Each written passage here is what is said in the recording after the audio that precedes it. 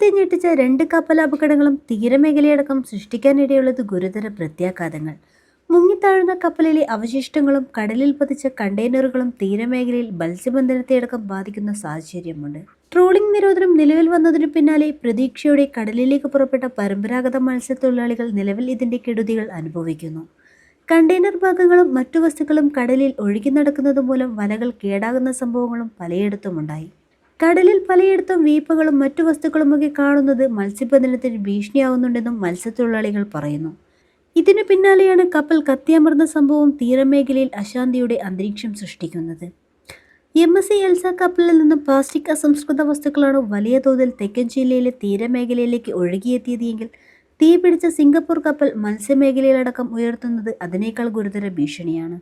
കീടനാശിനികളും വിവിധ രാസവസ്തുക്കളും കത്തിയമർന്ന് വെള്ളത്തിൽ ലയിക്കുന്നത് കടലിൽ ഉണ്ടാക്കാവുന്ന പ്രത്യാഘാതങ്ങൾ ഇപ്പോൾ വിലയിരുത്താൻ കഴിയാത്തതാണെന്നും ചൂണ്ടിക്കാണിക്കപ്പെടുന്നു.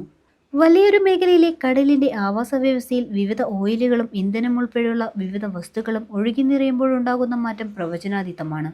CMF-RI പോലുള്ള എഞ്ചിനുകൾ ഈ കാര്യങ്ങൾ സൂക്ഷ്മമായി നിരീക്ഷിക്കുന്നുണ്ടെങ്കിലും പഠന പ്രവർത്തനങ്ങൾക്കും പരിധികളുണ്ട്.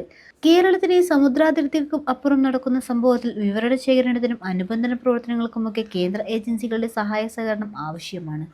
കൊച്ചി പുറംകടലിൽ ചരക്ക് കപ്പൽ മുങ്ങിത്താണതിനു പിന്നാലെ കടലിലെയും തീരത്തെയും ജൈവസമ്പത്തിനെ ഇത് എത്രമാത്രം ബാധിക്കുന്നു എന്ന് പ്രാഥമിക വിലയിരുത്തൽ സംസ്ഥാന ജൈവവൈവിധ്യ ബോർഡ് നടത്തിയിരുന്നു.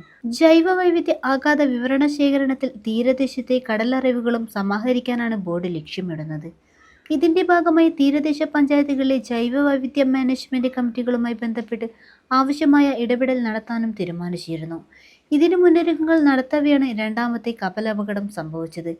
നാഷണൽ ഇൻസ്റ്റിറ്റ്യൂട്ട് ഓഫ് ടെക്നോളജി പോലുള്ള ദേശീയ ഏജൻസികളുടെ പഠനം അടിയന്തരമായി നടത്തണമെന്നും ആവശ്യം ഉയർന്നു വരുന്നുണ്ട്.